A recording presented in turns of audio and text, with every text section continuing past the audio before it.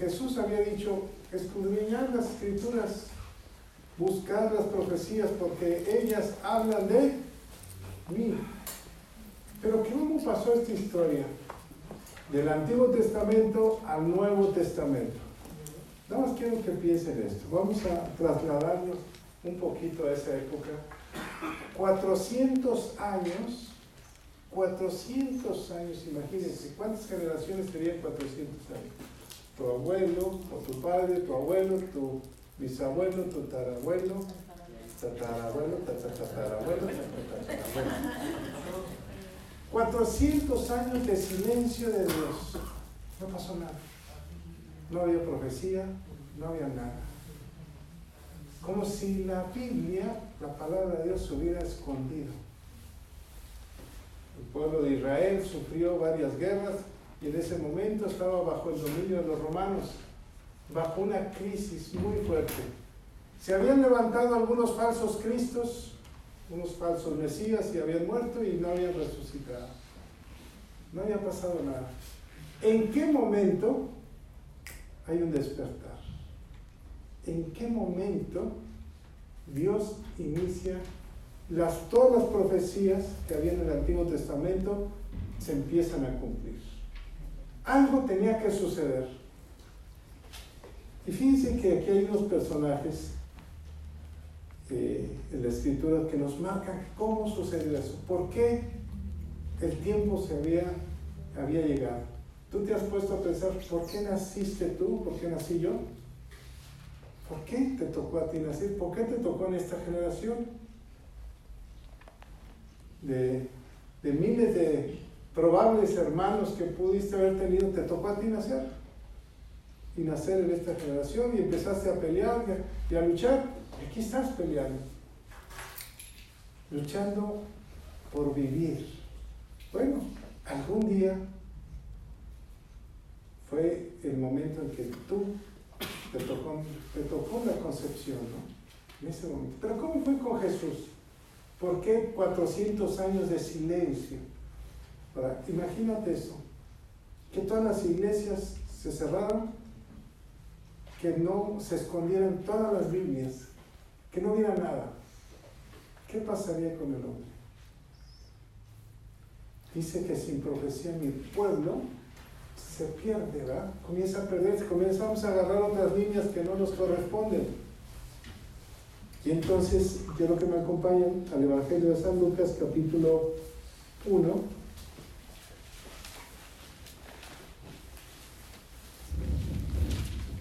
Versículo 10 y 11, si quién me lo quiere leer. Les doy un poquito de historia. Le tocaba, cada año venían los sacerdotes, echaban suertes, los descendientes de Aarón, y pasaba un sacerdote, había peticiones, y pasaba un sacerdote al lugar santísimo, oraba por Dios, por sus peticiones, y Dios lo escuchaba, y seguía la historia. Sabían, y venía otro sacerdote en otro tiempo, y así pasaba. El pueblo se quedaba afuera, esperando a ver qué Dios le había, qué respuesta tenía Dios. Y estaba un hombre llamado Zacarías, que incluso su nombre significa aquel que es la memoria de Dios. Zacarías también significa el que recuerda, del que se acuerda a Dios. Pero me gustó la definición, aquel que es la memoria de Dios. Ahora, vemos que Zacarías era un hombre viejo, estaba casado con una mujer también viejita, que no se veía tan feo, y no tenían hijos, le decían la estéril. En ese entonces, una mujer estéril, un matrimonio, la fuerza del matrimonio era la cantidad de hijos. Entonces, probablemente todo el mundo se burlaba de ellos, de la estéril. Y le tocó a este sacerdote entrar al lugar santísimo, ahí está, a orar, y el pueblo se queda afuera. Y entonces dice versículo 10 y 11, ¿quién me lo lee? Y toda la multitud del pueblo estaba afuera orando a la hora del incienso. Adelante. Y se le apareció un ángel del Señor, puesto en pie a la derecha del altar del incienso. Adelante, por favor. Y se turbó Zacarías al verle, y le sobrecogió temor. ¿Seguimos? Pero el ángel le dijo: Zacarías, no temas, porque tu oración ha sido oída, y tu mujer Elizabeth te dará a luz un hijo, y llamarás su nombre Juan. ¿Qué es lo que hizo? ¿Qué es lo que detona la venida de Cristo? A ver, somos pocos y vamos a echar nuestra mente a volar. ¿El qué? No, pero hay algo que detona todo esto. ¿Qué dice ahí? Tu oración Ha sido escuchada. Ha sido escuchada. ¿Qué oraba Zacarías? Un hijo. ¿Y las peticiones del pueblo? También. Pues dice que no, ¿eh? La petición del corazón de Zacarías no era tanto por el pueblo, era porque era viejo y no tenía hijos. Y ahí empieza la historia. Su mujer se llamaba Elizabeth, que significa el Eterno es poderoso. Y le da un nombre a su hijo. Dios mismo le da un nombre a su hijo que significa Juan. El Juan significa el que es fiel a Dios. Una persona que es fiel a Dios. Pase lo que pase, yo soy fiel a Dios. Es el nombre de Juan. Entonces, comienza una oración. ¿Recuerdan qué es lo que detonó 400 años de esclavo el pueblo de Israel bajo el faraón? ¿Qué detonó para que Dios sacara ese pueblo de Israel? Un clamor de alguien, una oración de alguien. Entonces, el poder de la oración, ¿se fijan qué poderoso es? Una persona en 400 años atrajo la atención, la memoria de Dios. Y aquí iniciamos nuestro tema. Zacarías significa la memoria. ¿Qué se le vino a la memoria a Dios? ¿Qué te imaginas? ¿Qué pensó Dios? Aquí está Juan, Zacarías. Han pasado 400 años. Yo tengo una promesa para este pueblo. Este pueblo es estéril, no da fruto. Todo el mundo anda en pachangas, nadie le interesa. Nada más hay un hombre, que es Zacarías, que está clamando a Dios. Me está clamando a mí. Ahora recuerdo. Yo estoy pensando, ahora recuerdo que hay una promesa de salvación para la humanidad. Y aquí empiezan las profecías. Juan dice después de ahí que va con su mujer. Zacarías no le cree. Le dice, pues, ¿cómo? Soy viejo. Dice, por no creerme, quedarás mudo. Pues queda mudo. Cuando sale Zacarías de orar, la gente le pregunta, ¿qué te dijo Dios? Ellos entendieron que algo había pasado ahí, porque salió mudo. Va con su mujer y después de 6 meses, quedó embarazada, y entonces aparece el mismo ángel Gabriel, el mismo ángel que se le apareció a Zacarías, se le aparece a una joven llena de vida que espera tener muchos hijos. No es estéril. Ella se va a casar y espera tener muchos hijos. El contraste de Dios, un estéril y otra mujer virgen. Y todos conocemos la historia y se le aparece, le dice, no temas. Fíjense, una de las principales palabras de Dios cuando te habla, te dice, no temas. ¿Alguien en este año ha estado en un momento de angustia? La palabra de Dios te dice, no temas. Yo tengo el control. Yo tengo el control de tu vida, yo tengo el control de tu historia. Se le aparece a la Virgen y todos conocemos la historia. Él le dice, vas a tener un hijo que se llamará Jesús, que significa Salvador. El Salvador. Él será hijo de Dios, hijo del Altísimo, viene de la línea de David y será poderoso, ¿verdad? Es el Eterno. ¿Cómo será eso? Dijo ella. No conozco varón. El Espíritu Santo posará sobre ti y el Santo Hijo que tendrá será llamado Hijo del Altísimo. Y ahí empieza la historia, ¿verdad? ¿Cómo sabe? ¿Cómo sé que eso pasará? Tu pariente Elizabeth ya estéril, ve a buscarla, es una señal. Cuando llega allá, porque nuestro tema es las profecías cumplidas, la palabra cumplida. Por eso no me quiero meter en María. Cuando llega allá, lo primero que dice Elizabeth, su parienta, le dice: ¿quién soy yo para que la madre de mi Señor me venga a visitar? Era virgen, todavía no tenía relaciones con su esposo, y ella declaró una palabra profética. Todo es profecía. ¿Por qué supo él que ella venía embarazada? Porque desde el momento que tú me saludaste, el niño que llevo saltó de mi vientre. Fue lleno del Espíritu Santo. Pero hay una palabra que le dijo el ángel Gabriel a Zacarías, que su hijo, Juan, sería lleno del Espíritu Santo desde el vientre de su madre. Entonces, ¿se comienzan a cumplir las profecías? Sí. Todo en tu vida debe dar un cumplimiento a la palabra de Dios. Tu vida está relacionada con la voluntad total de Dios. Si Él no ha querido, no estuvieras hoy aquí. Pero Dios permitió. Te hubieras ido de fiesta o te hubieras ido de vacaciones. Mucha gente ya anda de vacaciones. Pero Dios permite algo por algo. Yo me pongo a pensar, se le apareció el mismo ángel a Zacarías, al sacerdote, al que conocía la ley, conocía la palabra. Se le aparece el mismo ángel a la Virgen. El sacerdote ni siquiera cree y se queda mudo. Y la Virgen inmediatamente creyó. No conocía tanto de la palabra la jovencita.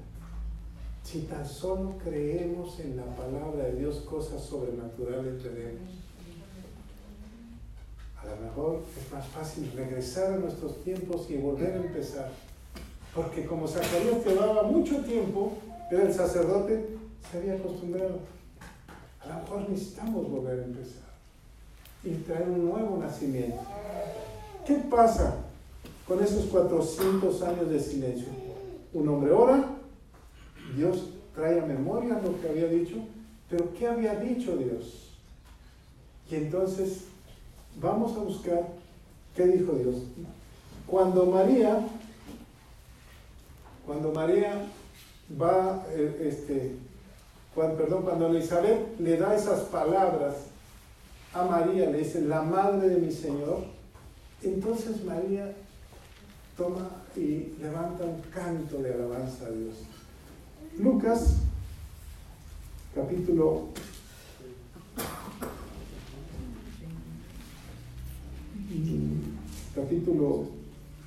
1, versículo 45, desde el 45. ¿Quién me lo lee? Bienaventurada la que creyó, porque se cumplirá lo que le fue dicho de parte del Señor. Entonces María dijo, engrandece mi alma al Señor, y mi espíritu se regocija en Dios mi Salvador. Ahí nomás. Y mi espíritu se regocija en Dios mi Salvador. ¿Qué significa Jesús? Entonces María está hablando del niño que tiene y lo nombra Dios. Mi Salvador. Jesús es mi Salvador. Fíjate, la Virgen, jovencita, de repente comienza a profetizar. Jesús es mi Salvador. Y luego vemos en el versículo 55, por favor, que me lo leen. De la cual habló a nuestros padres. El 54, por favor. Okay. Y 55. Socorrió a Israel su siervo. ¿Sí? Acordándose de la misericordia, de la cual habló a nuestros padres para Abraham y su descendencia para siempre. Y entonces María trae a memoria, por eso Zacarías Tu oración puede traer a memoria las promesas que Dios te da. ¿Estamos claros? Si Dios te prometió algo en algún tiempo, dijiste, esta es palabra para mí porque Dios me la dio, lo que hay que es decirle a Dios, Señor, acuérdate. ¿Qué es lo que le prometió Abraham? Génesis capítulo 7, versículo 10, Génesis capítulo 17, versículo 7. ¿Quieren lo leer, por favor? Están trayendo a memoria lo que Dios prometió. Y estableceré mi pacto entre mí y ti y tu descendencia, después de ti en sus generaciones, por pacto perpetuo para ser tu Dios y el de tu descendencia después de ti.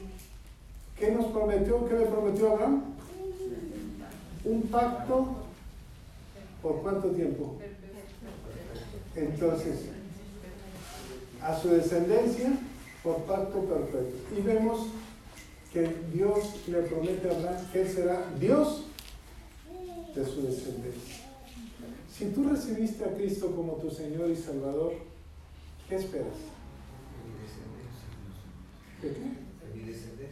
Que Dios, el Dios que tú conociste, que se presentó a ti, sea Dios de tu descendencia. Pero tenía que cumplirse. Por eso María está recordando el pacto. ¿Cuál sería la primer profecía que Dios le dio al hombre? La primera profecía. Se va a agarrar un chocolate. No. Cuando le dice que la mujer no iba a estar peleada. En Génesis capítulo 3, le damos su chocolate. ¿Me lo buscas, por favor? Génesis capítulo 3. A ver quién me lo encuentra, que no lo tengo anotado. Y pondré enemistad entre ti y la mujer, y entre tu simiente y la simiente suya. Esta te herirá en la cabeza, y tú le herirás en el calcañar. La primera profecía. Había una palabra de que el hombre reinaría sobre la tierra, ¿verdad? Cuando Dios le dio a Adán en la tierra, reinaría. Pero para que se cumpliera esa palabra, como el hombre falló, había una enemistad entre la mujer, entre la simiente de la mujer y la simiente del diablo. ¿Quiere decir que el diablo también tiene simiente?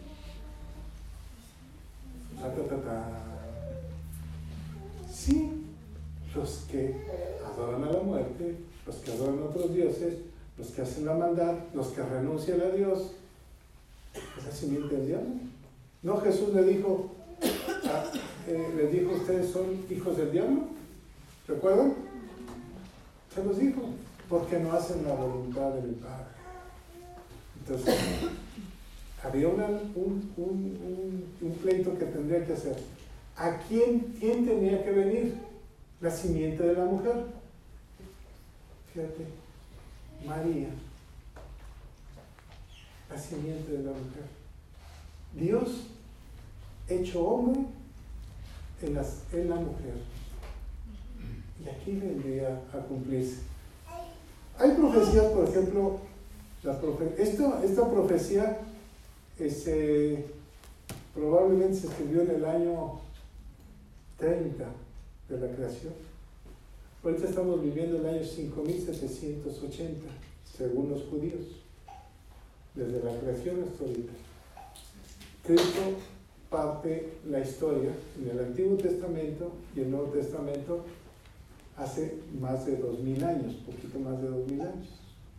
Pero esta profecía probablemente se cumplió en el año 30, cuando Adán peca. Entonces Dios declara una palabra para que se cumpliera 5000 años después. ¿Quién la esperaba en ese entonces? ¿Ya se habían olvidado? Los sacerdotes andaban en su mundo, pero Zacarías trajo a memoria la historia de la humanidad. Fíjate, qué importante es estudiar la palabra de Dios y de hablar con Dios y traerla a memoria. Y ahorita vamos más adelante. Hay una profecía, por ejemplo, escrita 700 años antes de Cristo. Se dice fácil 700 años. Vámonos a Isaías capítulo 9, versículo 6.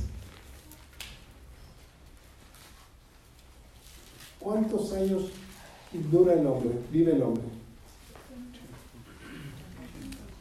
No le quiten años, por los que están llegando a los 70, que sea 100. Capítulo 9, versículo 6. Porque un niño nos es nacido, hijo nos es dado, y el principado sobre su hombro, y se llamará su nombre admirable, consejero, Dios fuerte, Padre eterno, príncipe de paz. Fíjate, Emmanuel, ¿qué significa? Dios con nosotros. Pero ¿qué está viendo 700 años un profeta? ¿Qué puedes estar viendo tú si Dios te da una palabra para 700 años después? ¿Quién se iba a imaginar que iban a ser Dios hecho hombre? Isaías, ¿qué estaría pensando? Ponte un poco en los zapatos de Isaías. ¿Cómo estaría Isaías visualizando la venida de Cristo, de nuestro Salvador? ¿Te puedes visualizar algo para 700 años? Ni en cuenta, ¿no? O sea, ¿qué? Ni Julio Verne, ¿no? Pero Isaías está viendo el nacimiento de Cristo. Fíjense. Porque un niño nos es nacido. Un niño nos lo está dando como un hecho. ¿O no? Un niño nos, ponte en primera persona, me es nacido. La palabra es, se repite 2 veces, hijo nos es dado. La palabra es tiene un significado propio de pertenencia. Por ejemplo, si yo te digo, esto es un lapicero, le estoy dando un sentido de, ¿se me fue la palabra? Identidad. Perfecto. Otro chocolate. De identidad. Esto es. Un niño nos es nacido. 700 años antes. ¿Lo puedes pensar? Lo estás sintiendo. El profeta lo está sintiendo. Nos están haciendo un niño. Un hijo nos es dado. Ahora, ¿por qué dice un hijo nos es dado? ¿Qué significa? Un hijo nos es dado. ¿Qué le dijo los ángeles?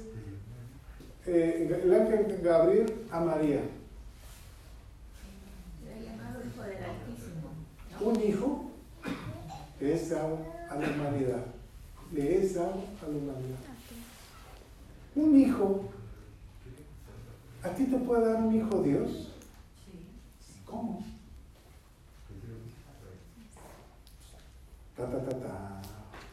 Aquí está el secreto. Cuando tú recibes a Jesús como tu Señor, como lo hizo María, ¿o no lo hizo? María dijo, mi Señor, que engrandece mi alma, el Señor que ha visto la bajeza de su siervo. Se inclinó. Elizabeth dijo, ¿quién soy yo para que la madre de mi Señor me venga a visitar? ¿Dios te puede dar a ti un hijo de Dios? Sí. ¿Lo dice un profeta o no? Si no dirías, te equivocaste, profeta. Cuando tú recibes a Cristo como tu Señor y Salvador, ¿qué empieza a ver en tu corazón? ¿A quién vas a dar a luz? ¿A Jesús o no? ¿O no das a luz a Jesús? ¿No hablas de Cristo? ¿No lo estás reflejando? Cuando tú llegues a la presencia de Dios, ¿cómo vas a llegar? Cuando Moisés bajó del monte de hablar con Dios por 40 días, ¿recuerdan? ¿Cómo bajó? Resplandeciente. ¿A quién? ¿Cómo era su rostro? Reflejaba a Dios. Reflejaba a Dios. Entonces cuando dices un hijo nos es nacido, tú tienes que dar a luz a Jesús. Y hacemos un paréntesis y vamos al final, para que no se me hagan bolas, ¿no? Porque yo me estoy haciendo bolas. Un hijo nos es nacido. Luego vamos a ver cómo vamos a dar a luz. El principado sobre su hombro. ¿Cómo llevó el principado sobre su hombro? ¿Cómo llevó el reino sobre su hombro Jesús? ¿Cómo te lo imaginas? ¿Qué llevaba en el hombro cuando iba al Calvario? La cruz del Calvario. Por obediencia, por ser obediente. ¿Qué dijo Jesús? Toma tu cruz y sígueme. En otras palabras te está diciendo, sé obediente y sígueme. Y entonces el reino de los cielos, ¿qué? Se ha acercado. Si eres obediente, el reino de los cielos se ha acercado. Luego dice, ¿qué dice? Se llamará su nombre admirable. Admirable. ¿Qué dice el salmista? Grande y maravilloso son tus obras, tu creación. ¿Cómo es admirable? ¿Cómo te imaginas? ¿Cuándo es cuando tú admiras a Dios? ¿Cuándo ves la naturaleza? ¿Cuando ves un canto de un pájaro? ¿Cuando vas a una montaña? ¿Cuando vas al mar? ¿Cuando respiras? ¿Respira? ¿No es admirable? ¿Qué pasó dentro de ti? Tus pulmones se llenaron de oxígeno y tu cuerpo se comenzó a oxigenar. ¿Quién pudo haber hecho esto? ¿Admirable? ¿O no es admirable? Cuando te ves en un espejo y dices, qué bonito soy, ¿cómo me quiero? ¿No es admirable?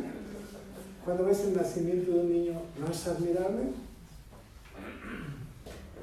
Todo es por eso dice, su nombre es admirable. Cuando tú sientes la gloria de Dios enfrente de ti que se presenta, ¿qué palabra les puedes decir? Imagínate que te detectaron cáncer fulminante de muerte a otra persona, de otra congregación, de otro lado, de otro planeta. Y ora a Dios, se hace un estudio y el resultado es limpio. ¿Cuál sería tu respuesta? Solamente tú lo puedes hacer. ¿No es admirable? Todos los días Dios espera que el hombre le diga admirable.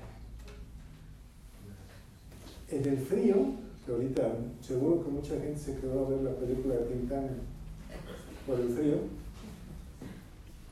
pero tú que decidiste venir, puedes entender que la palabra es admirable. ¿Cómo es posible que en tu vientre vaya creciendo un ser similar a ti? ¿Es admirable?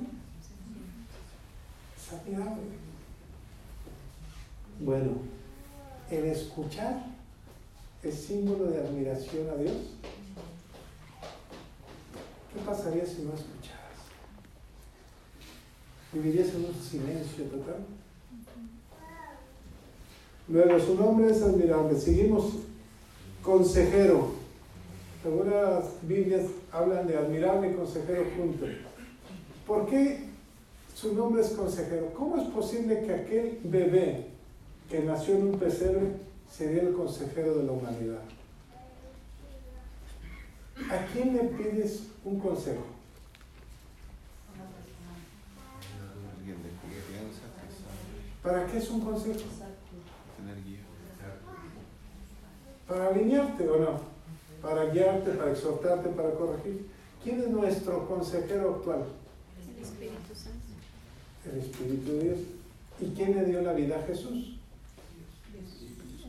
El Espíritu posará sobre ti. Consejero. ¿Saben para qué sirve? ¿Han visto una planta cuando la va uno a comprar que tiene una varita a un lado amarrada? ¿Saben cómo se llama eso? ¿Qué se llama? Tutor. Y un consejero es un tutor que te alinea para que no te vayas chueco. Ahora, ¿quién es el principal consejero? Es la palabra. Aquí está la palabra de Dios. ¿Podrá haber algo que no esté escrito en la palabra de Dios y que tú necesites? ¿Y entonces por qué buscas consejería humana? Si aquí está todo. ¿Qué es lo que necesitamos nosotros?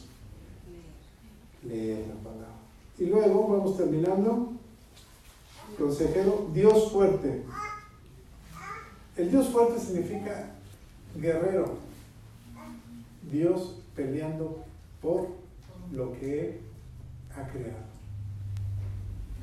¿Qué está peleando Dios con el nacimiento de Cristo? La restitución del hombre con la humanidad. El sueño de Dios. ¿Cuál es el sueño de Dios? Hagamos al hombre nuestra imagen y semejanza y señoree. ¿Cuál era el sueño? ¿Cuál es el sueño de un matrimonio? Tengamos un hijo, mitad tú, mitad yo, como dice la canción, ¿no? ¿Cómo dice la canción? Un muñeco de cera, mitad tú, mitad yo. Un muñeco de carne. ¿No es el sueño? Y reine. Porque el sueño de Dios es que nosotros volvamos al inicio a ser reyes y sacerdotes.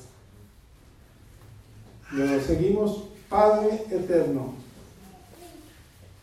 ¿Quién es Jesús? Mi Padre. ¿Cómo le podemos decir?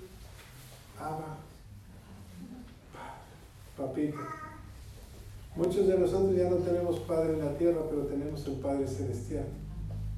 Y aunque partamos de este mundo, seguirá siendo nuestro Padre eterno, desde el principio hasta la eternidad.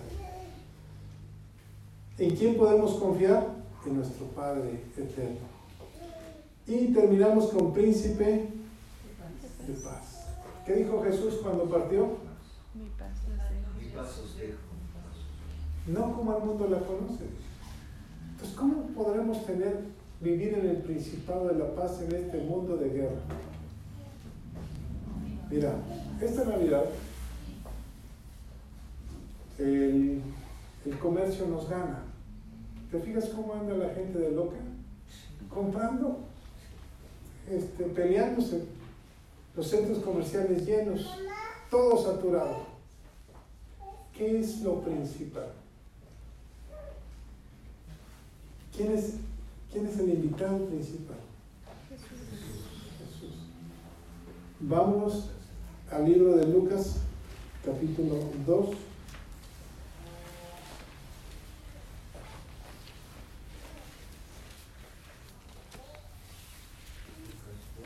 Una de las profecías en el Antiguo Testamento, los profetas menores, nos dice dónde iban a nacer. Miqueas capítulo 12, en Belén iba a nacer el Eterno. Y en Lucas capítulo 2, si recreamos esa imagen, está María, está José en el pesebre. Ahí era digno para que naciera el rey, del cual las profecías se habían hablado más de 5,000 años. ¿Por qué? ¿Por qué Dios permitió que su hijo? Piensen esto. Si tu hijo va a nacer y tú tienes todas las posibilidades del mundo económicas, ¿lo mandarías a que naciera en un pesebre? Humanamente, ¿no? ¿O sí? ¿Por qué Dios permitió que no hubiera una casa, sino que se fueran al pesebre?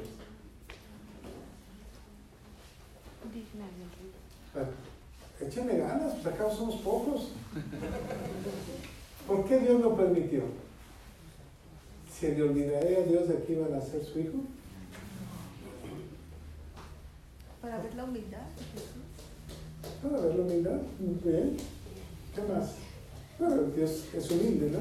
Se hizo siervo. No había un lugar digno. No había un lugar digno. Quiso tocar en los mesones. Y fue a otra casa. Y vas a ir a la Navidad, vas a celebrar esta Navidad y vas a tocar la casa de tu vecino. Quiero hablarte de Jesús. Espérame, porque estoy preparando el ponche.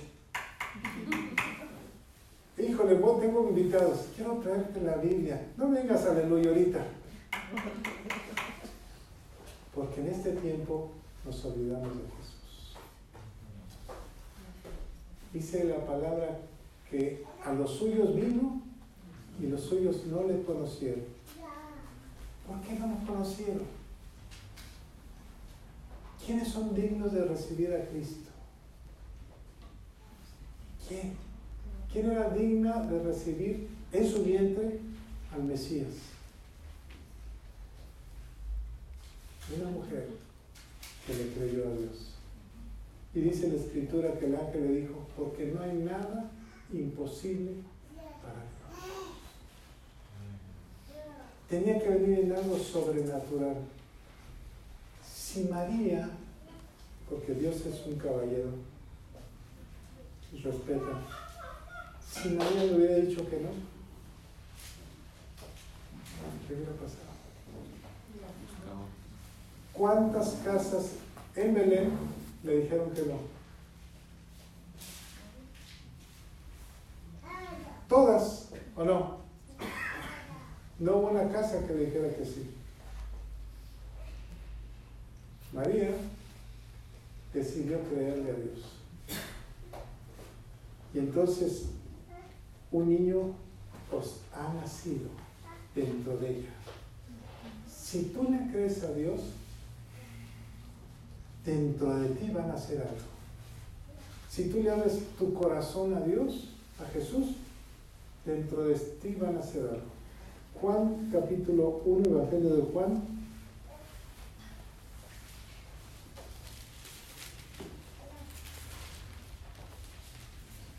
No se me queden viendo muy feo.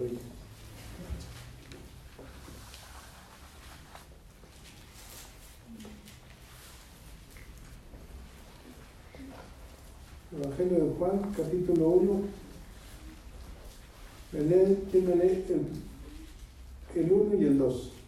En el principio era el Verbo, y el Verbo era con Dios, y el Verbo era Dios. Este era en el principio con Dios. El Verbo, la palabra de Dios. ¿Estamos de acuerdo? Sí. Versículo 11, pastora, por favor. 11. A lo suyo vino y los suyos no le recibieron. Adelante. Mas a todos los que le recibieron, a todos los que le recibieron, a los que creen en su nombre les dio potestad de ser hechos hijos de Dios. Y el siguiente. Los cuales no son engendrados de sangre, ni de voluntad de carne, ni de voluntad de varón, sino de Dios. Aleluya. ¿Y el 14? Y el ángel, y aquel Verbo fue hecho carne, y habitó entre nosotros, y vimos su gloria, gloria como del unigénito del Padre. Y aquel Verbo, todas las profecías, toda la palabra de Dios, de repente se hizo carne. ¿En dónde? En la tierra. En Jesús. ¿O no? ¿Cómo el Verbo se hace carne en Jesús? ¿Cómo el Verbo se hace carne dentro de ti? Cuando lo aceptas como tu Señor y Salvador. Y cuando te comes su palabra y le crees a su palabra. Y entonces el Verbo se hizo carne. Entonces, ¿un niño que ha nacido dentro de ti? ¿Cuál es ese niño?